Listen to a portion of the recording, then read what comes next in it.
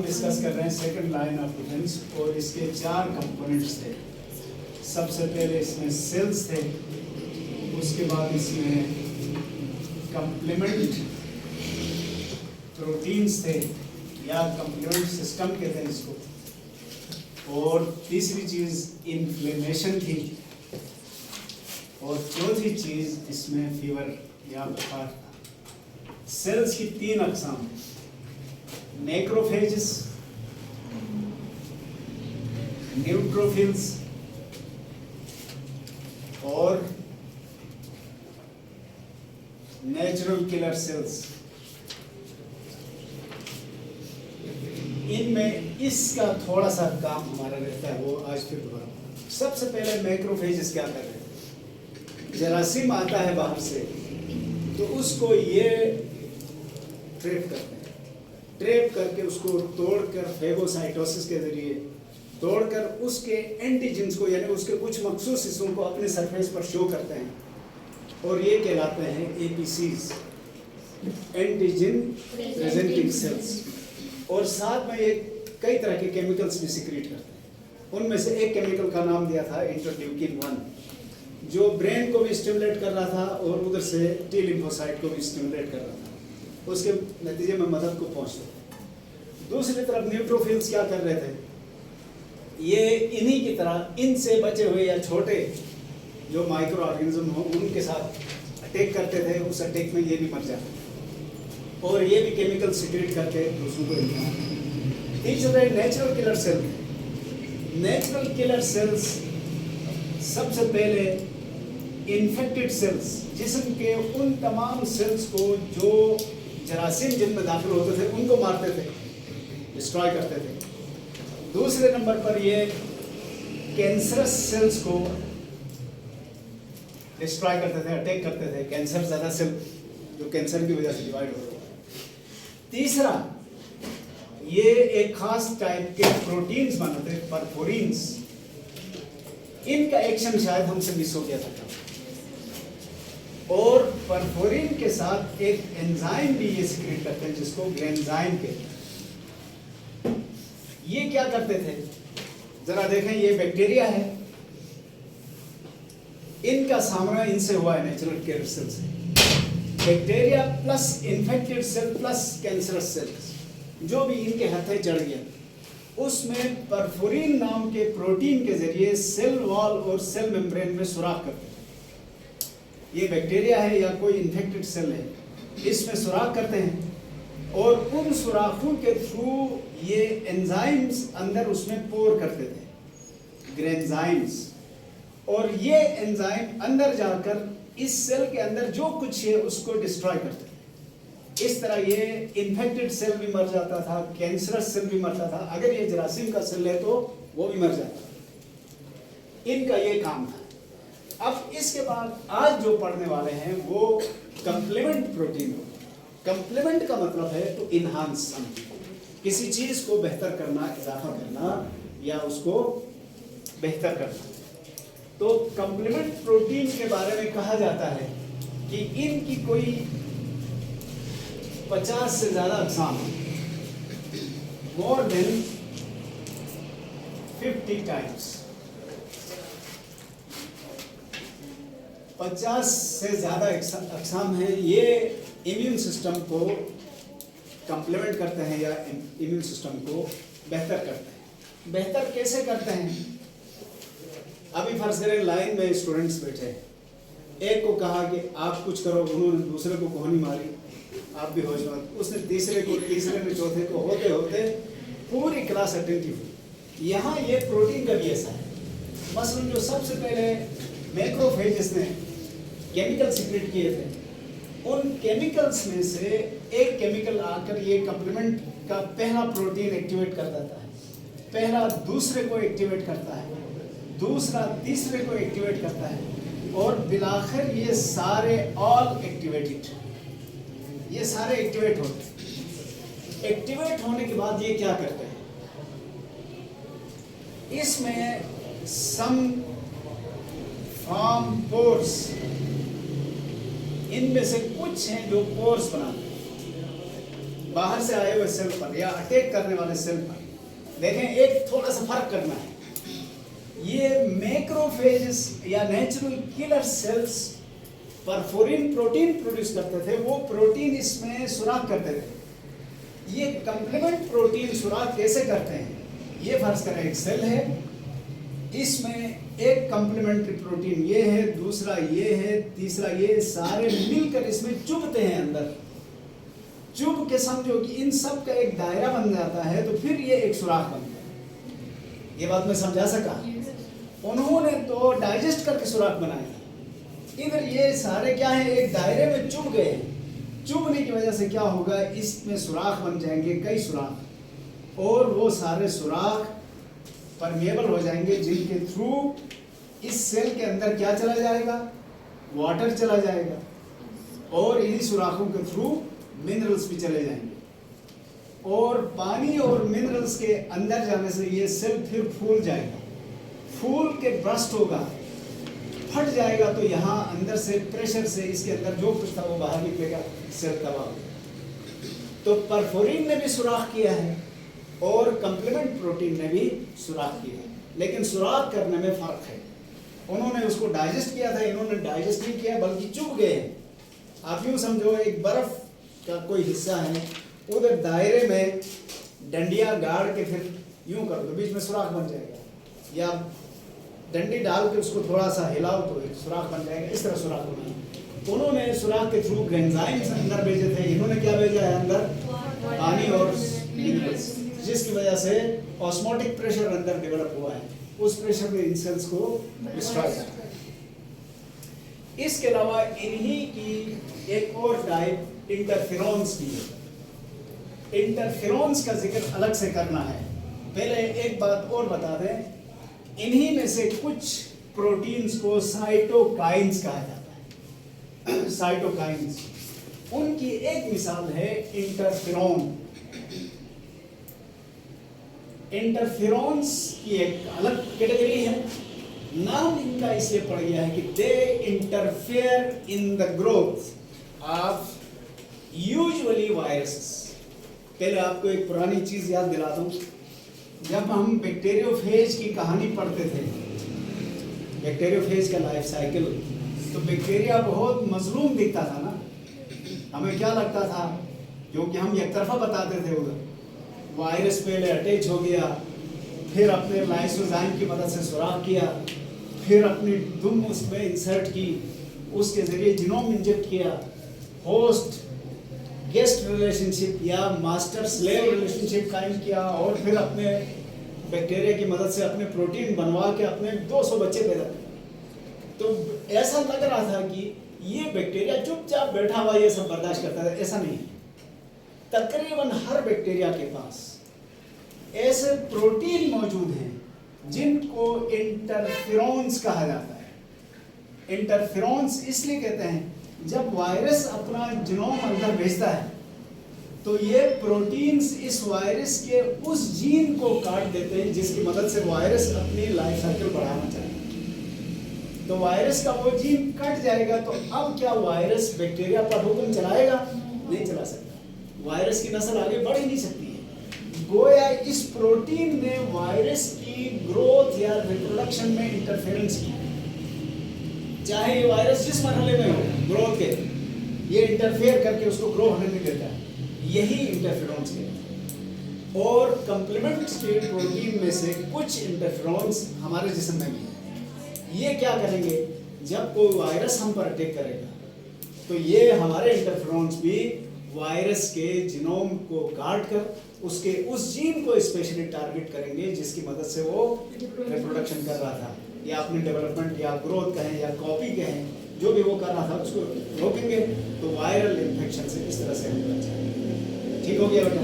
Book में बड़ी लंबी चौड़ी कहानियां हैं, आप कहानी को छोड़े, टू द पॉइंट रहें कि interferons basically prevent viruses from proliferation, virus को फैलने से रोकते हैं। इसके अलावा ये इंटरफेरॉन्स क्या करते हैं, मसलन फर्ज कर लें ये एक सेल है, हमारे जिस्म का सेल है, इसमें वायरल जीनोम अंदर आ चुका है, इसको काट कर इंटरफेयर भी किया, और डेवलपमेंट को भी रोका और इस सेल को भी डिवाइड होने से रोका ताकि ये फैले नहीं। दूसरे इम्यून सिस्टम के पार्ट्स को इसकी तरफ इन्फॉर्म भी किया, बुलवाया है, यानी खतरे को रोका है, इस सेल को भी डिवाइड होने से रोका है ताकि ये फैल ना जाए कहीं, और इस वायरल जीनोम को यहाँ से बाहर जाने से भी रोका है, और जो दीगर जरासीम आ रहे हैं, सॉरी, जो इम्यून सिस्टम के दीगर पार्ट्स हैं उनको बुलाया है। तो सारा इंतजाम करके ये कम्प्लीमेंट्री सिस्टम भी हमारी मदद करता है। अब आते हैं इसके दूसरे हिस्से की तरफ। सेकंड लाइन ऑफ डिफेंस का दूसरा हिस्सा है वो है इन्फ्लेमेशन। इन्फ्लेमेशन का मतलब क्या है? सूजन। इस इन्फ्लेमेशन को समझने से पहले एक छोटी सी चीज समझ। फर्ज करो ये हमारा हाथ है,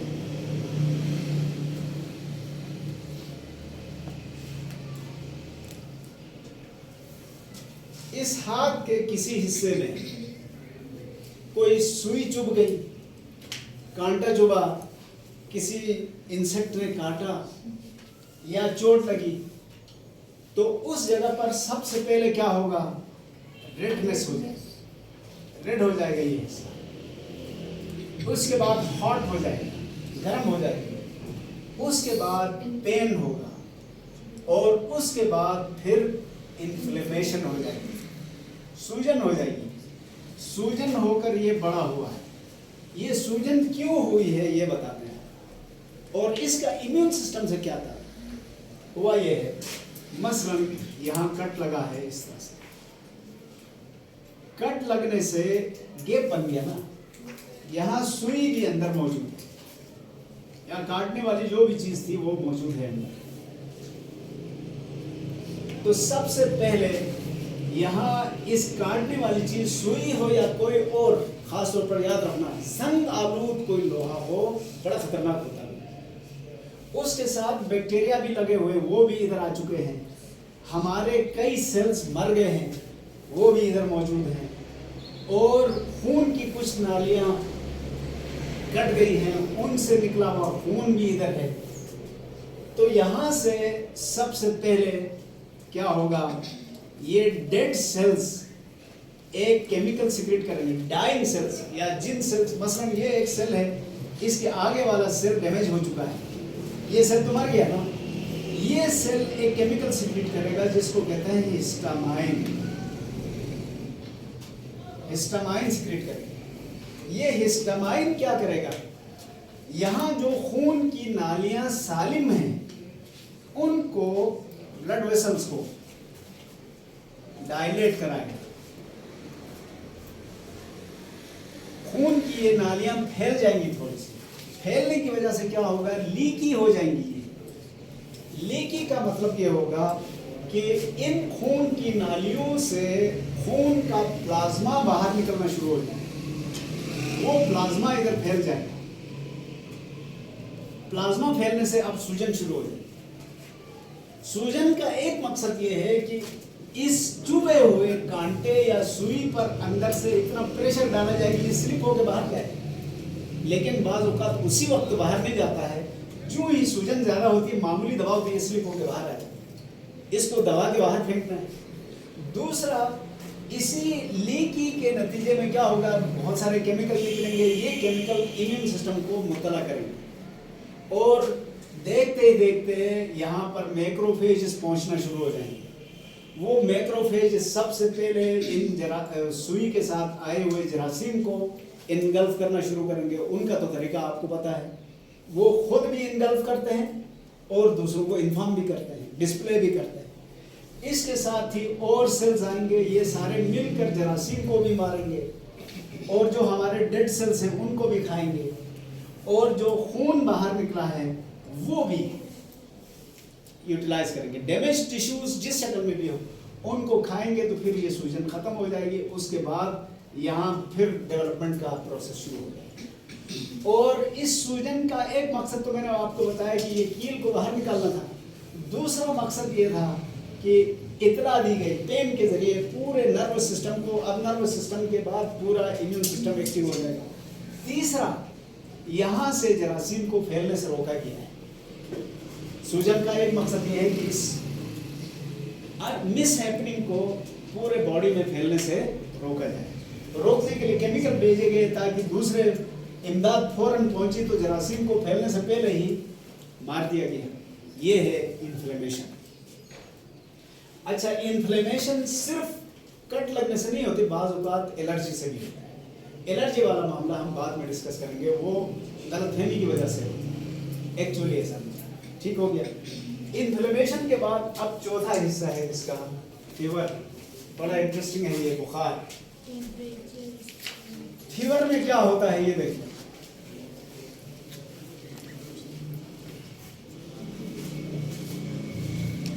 सबसे पहले आपको याद दिला दें, हमारे नर्वस सिस्टम में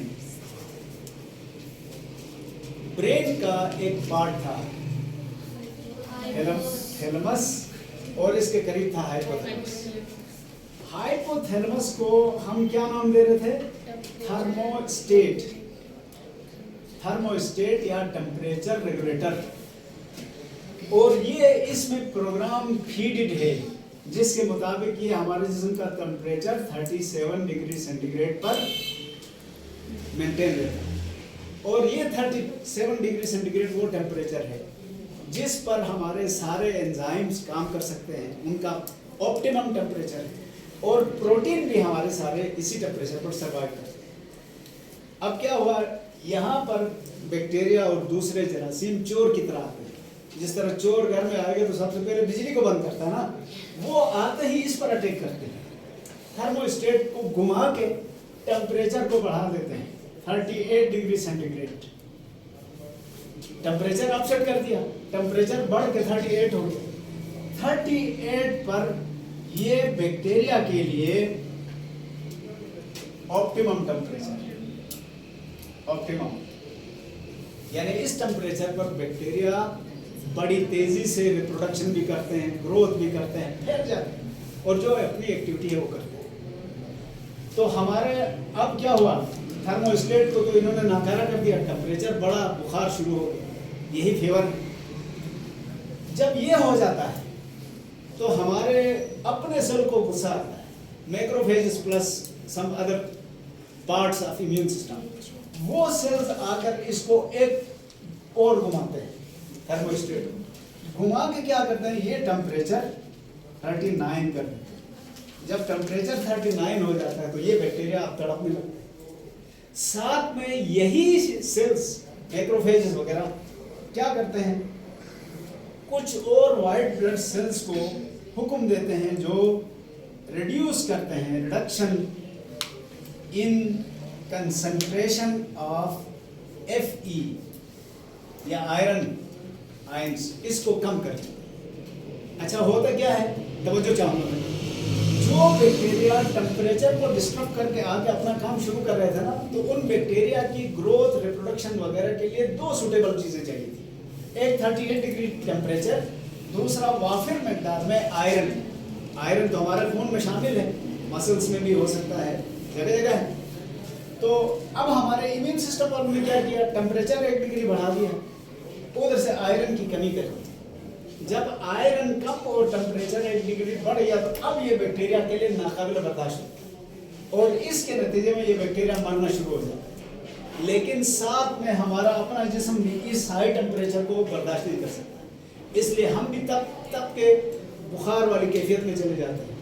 तो फिर डॉक्टर क्या करता है, ज़्यादा लंबे अरसे तक अगर ये 39 रहा तो हमारे अपने एंजाइम और प्रोटीन के डैमेज होने का खतरा है, इसलिए एंटीपायरेटिक मेडिसिन दिए जाते हैं। उनसे हमारा जो टेम्परेचर डाउन हो जाता है, फिर आहिस्ता आहिस्ता बैक्टीरिया ख़त्म हो जाता है। अच्छा, यहाँ पर दो टर्म्स में बोल गया था, मैं याद आ गया तो मैं बताता हूँ। ये जो बैक्टीरिया है बाहर से आके इन्होंने हाइपोथैलेमस को कैसे डिस्ट्रक्ट किया, they secrete certain chemicals which are called pyrogens। ये केमिकल हैं जिनको पायरोजेंस कहते हैं। एंड पायरोजेंस डिस्टर्ब और अपसेट द फिक्स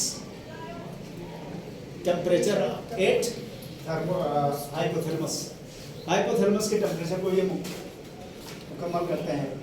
और पायरोजिन की वजह से जो बुखार होता है उसको पायरेक्सिया कहते हैं। पायरेक्सिया या हाई फीवर, फीवर जिसमें जिस्म का टेम्परेचर किस तरह से बढ़ गया था, तो आपको अंदाजा हुआ पहले बैक्टीरिया ने अपने हिसाब से उसको बढ़ा दिया, बाद में हमारे डिफेंस सेल्स ने, इम्यून सिस्टम ने अपने हिसाब से उसको 1 डिग्री और बढ़ा के आयरन को कम कर दिया, बैक्टीरिया मर गए, भाग गए। और आखिरी बात, इस 39 वाले डिग्री पर अक्सर वो वायरसेस जो हमें बीमार कर सकते थे वो फिजिकली मर जाते हैं, उनके प्रोटीन की नेचर कैप्सिड, इसकी वजह से वायरस से भी जान सकते। इसका मतलब ये हुआ कि बुखार की वजह से जरासीम से हमें छुटकारा मिलता है, लेकिन बुखार को हमें बर्दाश्त करना थोड़ा सा मुश्किल होता है, इसलिए हम एंटीपायरेटिक मेडिसिन यूज करते हैं या एंटीपायरेजिन्स, जिसकी वजह से बुखार कम हो जाएगा तो हमें रिलीफ मिलेगा। तो कहना ये है, एक और एंगल से देखा जाए तो कुछ अरसे तक बुखार का इलाज नहीं करना चाहिए, बर्दाश्त करना चाहिए। हाँ, सर में शदीद दर्द होता है तो उस वक्त ये पट्टियाँ लगा के सर को थोड़ा सा ठंडा किया जा सकता है, बाकी जिस्म का बुखार थोड़ी देर रहे तो कोई इशू नहीं है। लेकिन एक खतरा है, अगर इससे भी आगे बढ़ गया, 39 डिग्री से भी आगे बढ़ गया तो फिर ये जानलेवा भी हो सकता है, इसलिए इसको बहुत ज़्यादा अरसे तक इस तरह नहीं करना चाहिए। ठीक हो गया होगा।